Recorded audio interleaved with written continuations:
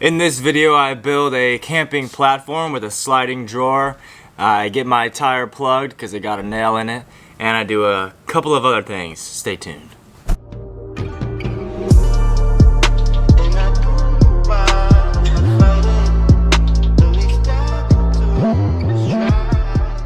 Welcome back to the hottest YouTube channel on the internet, and I'm not talking about temperature. Actually, I am. We're on day 3 of a heat warning here in St. Louis. Yesterday, I worked outside all day in the 109 degree heat index weather. And then right when I got home, I opened my door and I hear tss, and I look outside to my driver's side rear tire, and there's a piece of metal sticking out of it, leaking all of its precious air out. So today, I went to Dobbs to get it patched, get it plugged, dropped it off, went to Home Depot and got some stuff to build a sliding cabinet. So in today's video, we're gonna build a sliding drawer system because I'm going to Colorado on Wednesday, and that's gonna be cool to have. Stay tuned. Thanks for clicking on the video.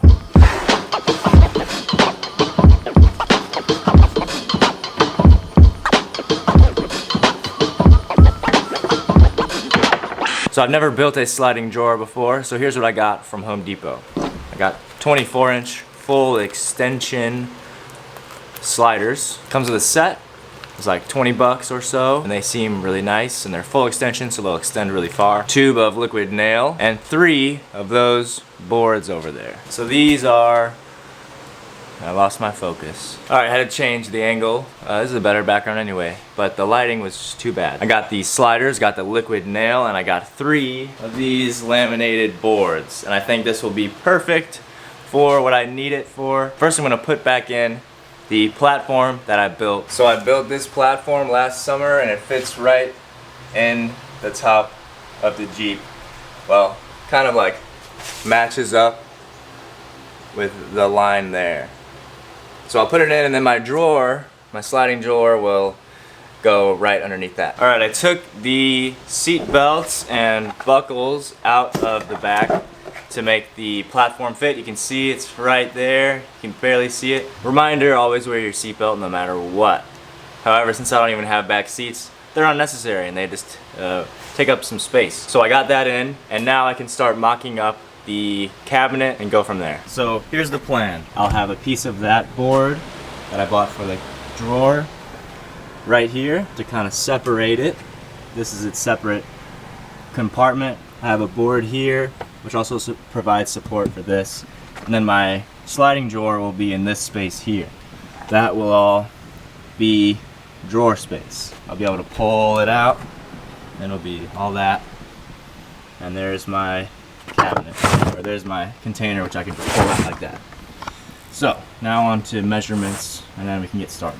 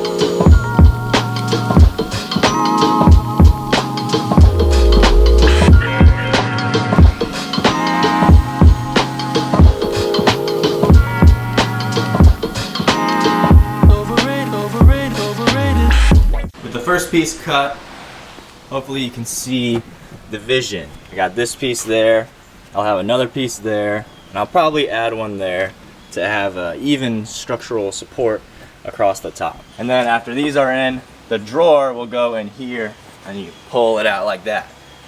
Sick. So now I'm gonna do that same cut 2 more times, and then it will be probably halfway done. And I'll update you after that. Guys, I'm sorry. I'm sorry. I did it again. I finished the project without recording it. I didn't finish all of it. There's still some touching up to do, but you have to understand, it was like 99 degrees. I was basically dripping sweat while making measurements. And when that happens, I get annoyed and I don't feel like picking up the camera. One good thing that happened when I wasn't recording is that a storm rolled through and dropped the temperature like 20 degrees. I feel good about that. So it's not as miserably hot right now. I also got my tire plugged, so I have to move the tire from the spare to the on the Jeep. And after that we can do some finishing touches. So if you want to see what I did, check it out. First I gotta get this silly tire back on. This is the spare. It is a 29-inch tall tire. My other ones are 31s. So I put it on the front because the internet said that you're not supposed to have two different size tires on your axle, and I know they're a solid axle, it doesn't really matter, but decided to put it on the front because I felt like it wouldn't do as much damage. Either way, I have to move this back onto the spare. I have to move the tire that got plugged onto the back wheel because I think a plugged tire on the back wheel would be better than having it on the front wheel where you're steering. And I have to move the tire that's on the back wheel up to the front. Let's do it. Ready? Set. Boom. Did you notice anything? Now? Are you ready to see the back?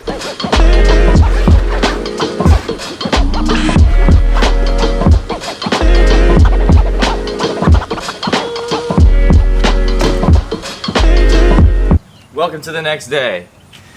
It got dark on me last night, so I stopped recording. You want to see what I did? So yesterday I got the sliding drawer completed. I kind of changed the plans a little bit. I didn't put a full piece here, I just put some supports, and I didn't make a full box as the drawer. I kept it open. So I made a little locking mechanism like this so that it wouldn't be able to slide out when I'm driving, because it was doing that when I gave it a little test drive yesterday. So you take off your little locker here. It slides out just like that. And then I have another hook here so that it won't slide back in.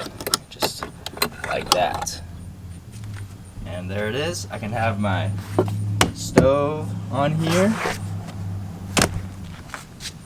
And it's a nice little platform for camping. So here's a better visualization of the use for the pull-out drawer. I got the camping stove here that can just open up, and I can use this as my little camping kitchen area. If I don't want to put the stove there, I can just have different baskets full of supplies or gear that's nice to pull out. But for the finishing touches, I have this leftover marine grade faux leather stuff that's basically cut almost to the perfect dimensions. So I'm gonna trim it out. Got this glue stuff. I'm gonna put it there. It's gonna add a nice finish and a smoothness to the project. Overrated, overrated,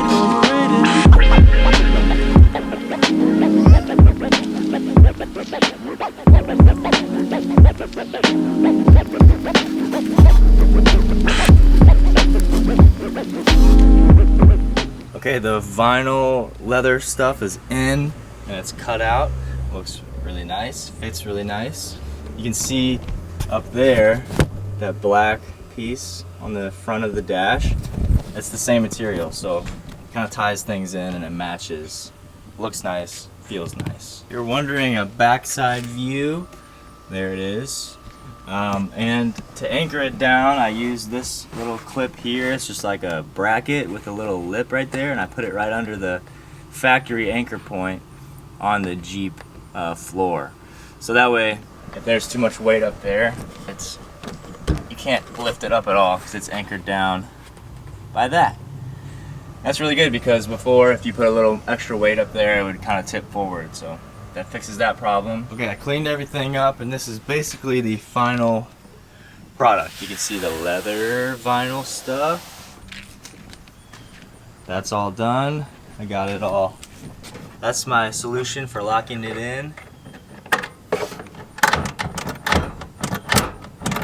Don't go anywhere. And then back here, it's all anchored down there.